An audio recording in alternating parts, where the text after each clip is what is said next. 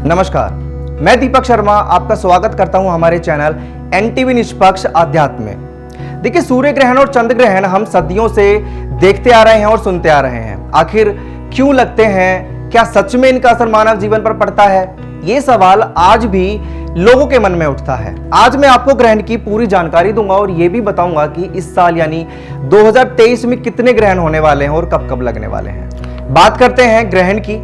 हम सब जानते हैं कि ये एक खगोलीय घटना है, लेकिन वैज्ञानिक और धार्मिक दोनों के ही आधार पर इसका कारण और महत्व अलग अलग है। सबसे पहले मैं वैज्ञानिक तथ्य आपको बताता हूं। हम और आप सब जानते हैं कि हमारी धरती सूर्य का चक्कर लगा रही है और चंद्रमा हमारी धरती का चक्कर लगाता है।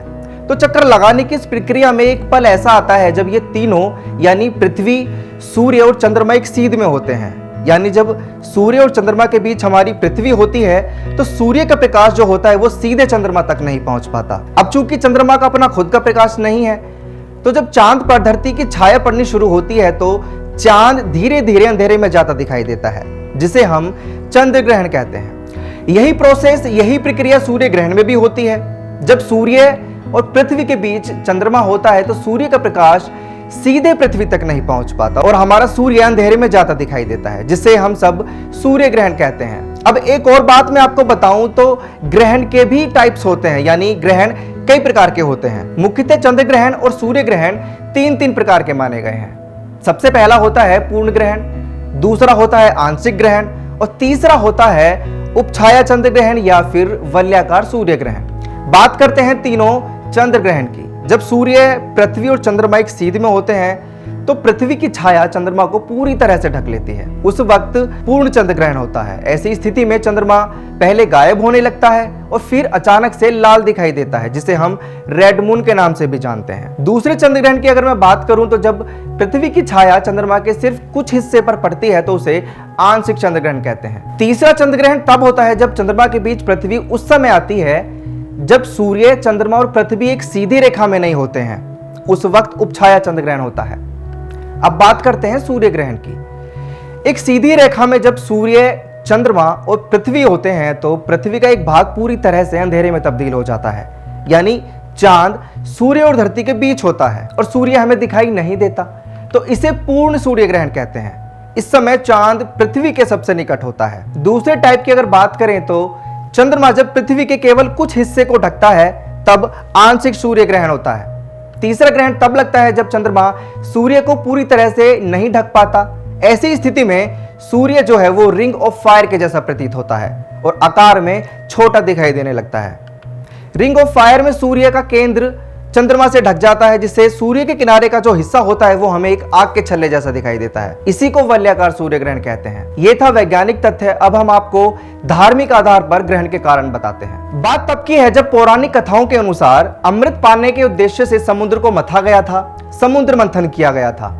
ये कहानी हमने और आपने देखी और सुनी जरूर होगी। इस मंथन के बाद जब अमृत निकला तो देवताओं और दानवों के बीच विवाद शुरू हो गया। देवताओं की प्रार्थना के बाद इस विवाद को सुलझाने के लिए भगवान विष्णु ने मोहिनी का रूप धारण किया और देवताओं को और दानवों को अलग अलग बैठाकर अमृत को सिर्फ देवताओं को पिलाने लगे। एक दानव को जब यह शक हुआ तो उसने छल पूर्वक देवताओं वाली कतार में आकर अमृत पान कर लिया। इस दानव का नाम राहु था। राहु को ऐसा करते हुए सूर्य और चंद्रमा देख लेते हैं और तभी वे भगवान विष्णु को इस बात की जानकारी देते हैं।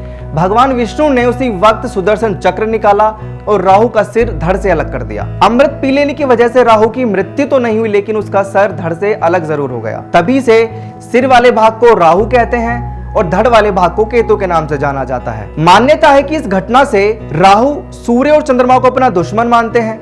पूर्णिमा के दिन जब राहु चंद्रमा को ग्रसता है तो चंद्र ग्रहण होता है। उस वक्त चंद्रमा कुछ देर के लिए छिप जाता है। आपको एक और बात बता दूं कि ज्योतिष में राहु को छाया ग्रह के नाम से भी जाना जाता है। यही प्रक्रिया अमावस के दिन होती है। जब राहु सूर्य को ग्रसता है तो सूर्य ग्रहण होता है। ये थी ग्रहण की जानकारी। अब आपको ये बताऊंगा कि इस साल यानी 2023 में कितने ग्रहण होंगे और कब कब होंगे। इस साल कुल मिलाकर 4 ग्रहण होने वाले हैं, 2 सूर्य ग्रहण और 2 चंद्र ग्रहण। साल का पहला ग्रहण 20 अप्रैल को लगेगा।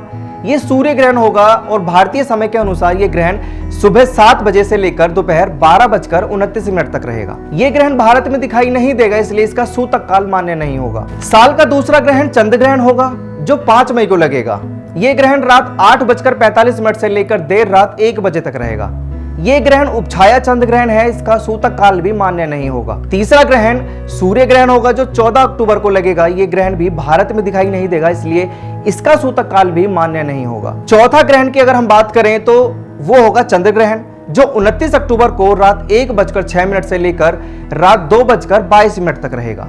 दूसरा चंद्र ग्रहण भारत में दिखाई देगा और इसका सूतक काल शाम के 5 बजे से शुरू हो जाएगा। सूतक काल का जिक्र मैंने किया है तो आपको यह भी बता दूं कि सूतक काल आखिर होते क्या हैं। मान्यताओं के अनुसार सूतक काल को अशुभ काल या फिर दूषित काल माना जाता है। इस समय कोई भी मांगलिक कार्य नहीं किया जाता।